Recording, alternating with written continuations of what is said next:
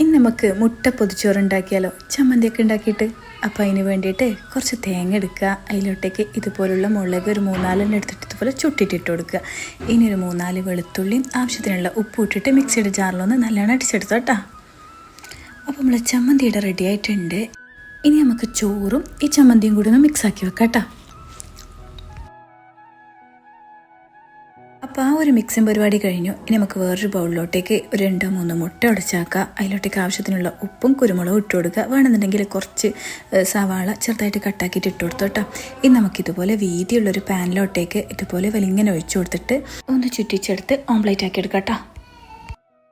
ഇനി അതിലോട്ടേക്ക് നമ്മൾ നേരത്തെ ചമ്മന്തി ഉണ്ടാക്കി വെച്ച ചോറുണ്ടല്ലോ, അതിട്ട് കൊടുക്കുക. എന്നിട്ട് 4 ഭാഗത്തുനിന്നും ഇതുപോലെ ഫോൾഡ് ചെയ്ത് കൊടുക്കുക.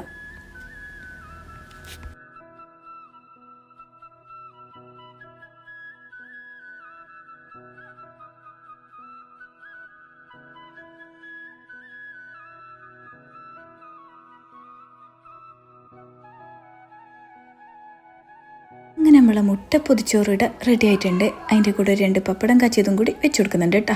ഇനി ഇതിപ്പോൾ ഒരു മസ്റ്റ് ട്രൈ ആണെന്ന് ചോദിച്ചാൽ മസ്റ്റ് ട്രൈ ഒന്നുമല്ല. പപ്പടം പൊരിച്ചതും ചമ്മന്തിയും മുട്ടയൊക്കെ കൂട്ടി കഴിക്കുമ്പോൾ ഒരു ടേസ്റ്റില്ലേ, അത്രേനേ ഉള്ളൂ. പിന്നെ നമ്മുടെ മക്കൾക്കൊരു വെറൈറ്റിക്ക് വേണമെന്നുണ്ടെങ്കിൽ ഉണ്ടാക്കി കൊടുക്കുക, ട്രൈ ആക്കി നോക്കുക, ഫീഡ്ബാക്ക് ഒക്കെ അറിയിക്കുക. ഇതുപോലുള്ള ഈസി റെസിപ്പിക്ക് വേണ്ടിയിട്ട് മിസ്സസ് കണ്ണൂർ ഫോളോ ആക്കുക. അടുത്ത വീഡിയോ ആയിട്ട് കാണാം.